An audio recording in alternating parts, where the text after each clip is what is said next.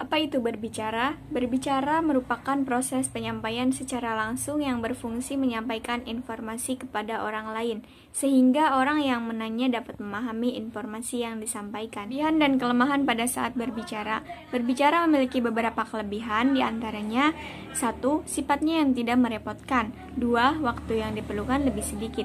3. Tidak memerlukan bentuk baku serta tidak perlu penulisan.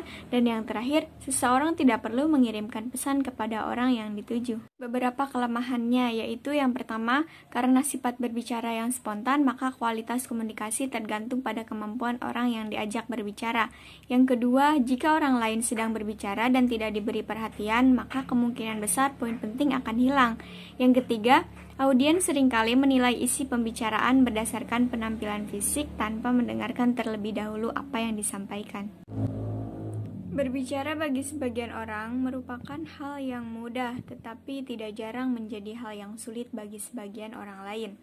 Oleh karena itu, perlu dipahami faktor-faktor yang mempengaruhi kelancaran dalam berbicara, yaitu yang pertama pengetahuan, yang kedua ada intelijensia, yang ketiga ada kepribadian, yang keempat ada pengalaman, dan yang kelima ada biologis. Bentuk berbicara dalam bisnis.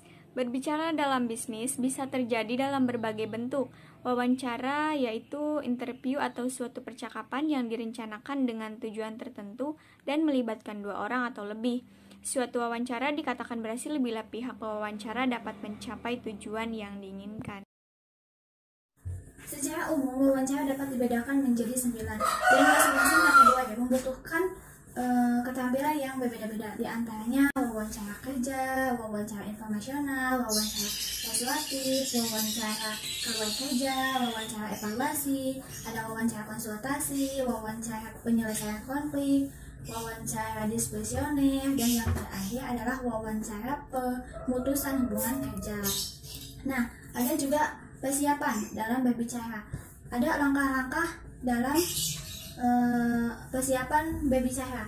Ini dapat dijadikan sebagai pedoman dalam persiapan berbicara, yaitu menetapkan tujuan, yang kedua menganalisis orang yang akan diwawancarai, yang ketiga menyusun materi yang akan ditanyakan, dan yang terakhir mengorganisasikan pembicaraan. Nah, materi yang kedua yaitu menyimak. Apa sih yang disebut dengan menyimak? Menyimak atau kata lain dengan listening dapat didefinisikan sebagai kegiatan yang bersifat fiskal, di mana seseorang dapat menerima, memperhatikan, dan juga memahami suara.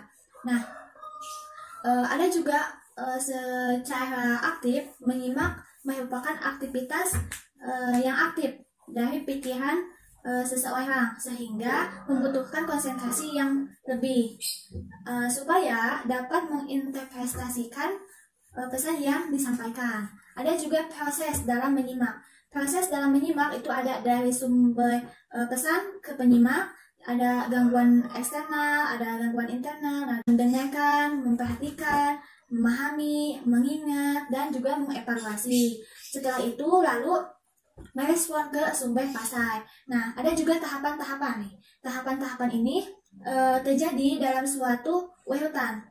Namun, umumnya ini terbentuk secara tidak sadar, dan antara tahap satu dengan tahap yang lainnya terjadi dalam waktu atau jangka waktu yang sangat pendek. Di antaranya mendengarkan atau yang disebut dengan hearing. Yang kedua yaitu memperhatikan atau yang disebut attention. Yang ketiga ada yang disebut dengan memahami atau understanding. Yang keempat ada yang disebut dengan mengingat atau remembering. Yang kelima ada yang disebut dengan evaluasi atau evaluating. Dan yang terakhir adalah menanggapi atau merespon atau responding. Tipe menyimak. Yang pertama, menyimak secara aktif adalah proses menyimak di mana listener memiliki keterbatasan yang tinggi dan memberikan umpan balik yang jelas. Nah, dalam hal ini umpan balik dapat diberikan secara langsung atau lisan dan tidak langsung atau secara tertulis. Yang kedua, menyimak secara pasif adalah proses menyimak di mana menyimak memiliki keterbatasan yang rendah dan tidak memberikan umpan balik.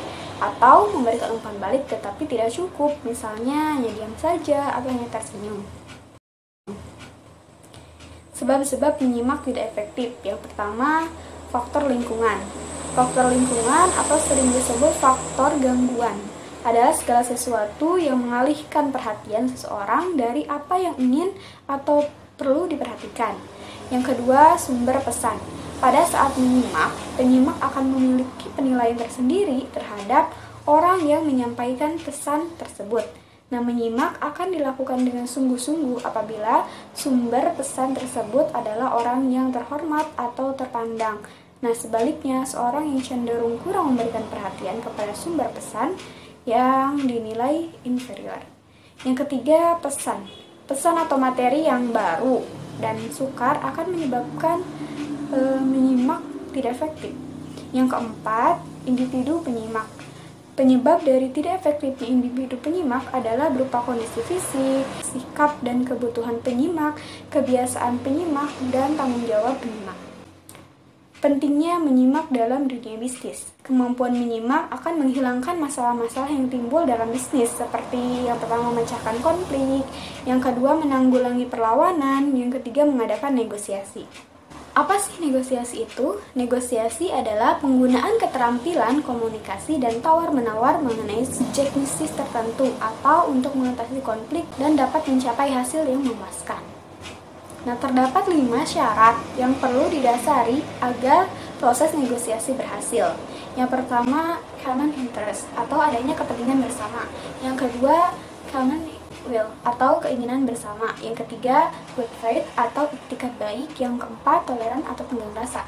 Dan yang kelima, mutual benefit atau keuntungan bersama.